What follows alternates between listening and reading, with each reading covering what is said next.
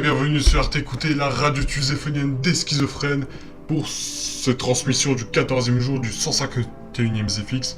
Aujourd'hui, on va enchaîner avec 3 sujets pour cette transmission. Tout d'abord Tanaland, puis ensuite la politique d'internationalisation du PhysX, et enfin nous parlerons un peu de la 3ème constitution. Donc déjà, avant de commencer, je voudrais vous passer un petit audio. Écoutons cela.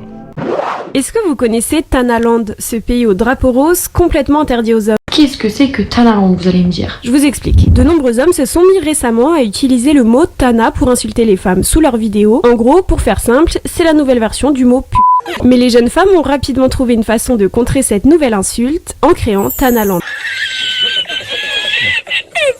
Tanaland, c'est un pays imaginaire uniquement réservé aux femmes. Selon TikTok, il compterait déjà 18 millions d'habitants. Combien? Un drapeau rose Barbie, un passeport spécifique. Les filles, sauf erreur de ma part, nous n'avons pas encore d'hymne national à Tanaland. Le gouvernement serait composé d'influenceuses telles que Too Much Lucille ou encore Polska. Bon, alors j'arrête ça parce que je pense qu'on a assez entendu parler de Tanaland. Aussi, l'audio, je n'ai pas retrouvé l'original. Je pense qu'il est sur TikTok, sauf que je n'ai pas TikTok. Ça, il faudrait que j'en parle plus tard. Mais ouais, du coup, c'est une nouvelle invention des néo-féministes. Rien que dire ce mot, ça me tue. Mais... alors oui, du coup, j'allais dire que l'audio, je l'ai récupéré sur la chaîne de La Patience. D'où aussi les... Parce que normalement, il n'y a pas dans la vidéo les petits rires, les petits « Combien ?» Forcément, ça... Déjà, c'est pas très crédible. Si en plus, il rajouterait ça, ça serait encore moins crédible. Mais du coup, ouais. Tanaland. Qu'est-ce qu'on doit en penser? On doit en penser que... C'est quand même chaud qu'un mouvement comme ça a plus de notoriété que le PhysX. Et donc, je passe déjà à la 2ème partie, je vais même pas parler de Charouland parce que y a eu une réponse un peu machiste, genre ouais, vous avez Tanaland, nous on va avoir Charouland, ouais. Je veux même pas en parler de ça. Mais du coup, dans la politique d'internationalisation, il faut créer un espèce de nouveau front politique pour pousser le PhysX. Parce que clairement, on peut pas pousser le PhysX juste comme ça pour aucune raison. Genre, ce que je veux dire, c'est qu'il faut que le PhysX ait quelque chose d'international. Que les gens n'ont pas besoin d'être tuséphoniens pour se joindre à notre mouvement.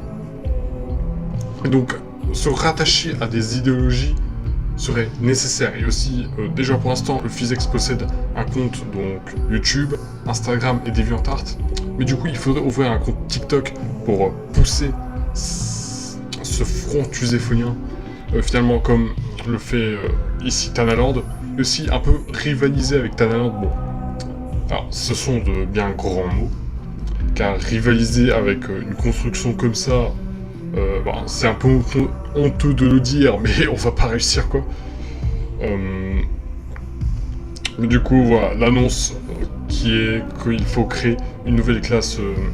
non, même pas créer une nouvelle classe sociale, juste agrandir la sphère tuséphonienne, devenir un peu plus idéologique, et commencer à vraiment pousser de plus en plus, mais d'abord nous organiser, d'abord assimiler Tonarium et Rafus au PhysX, et chercher des membres dans la vraie vie pour rejoindre la fraternité du Delirium, et en même temps essayer de pousser sur le monde digital pour agrandir la sphère d'influence tuséphonienne. Donc, 3ème et dernier sujet pour cette courte transmission, c'est la 3ème constitution du PhysX qui va pas mal changer le régime politique. Jusqu'à maintenant, nous étions sous une espèce de théocratie totalitaire.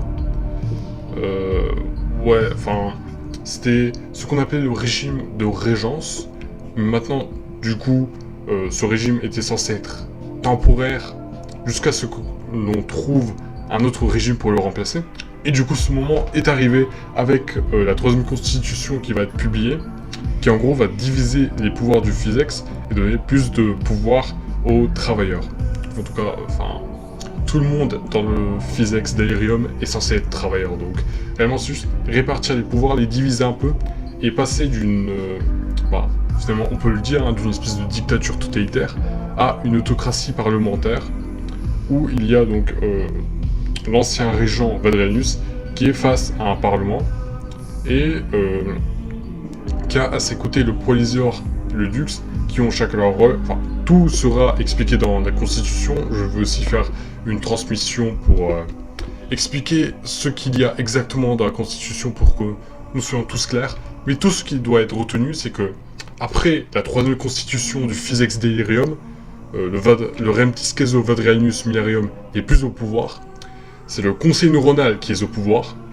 Et Vadrelius Milarium fait partie de ce conseil neuronal. Et ce conseil neuronal inclut justement aussi le Parlement et les différents pouvoirs. Et qu'il y aura des décisions beaucoup plus faites selon ce que veut le Parlement, selon ce que veut du coup à peu près la majorité, mais aussi ce que veulent les différentes cités. Bon, ce sera tout pour cette transmission, et n'oubliez pas, Nahal Tezefunkazi.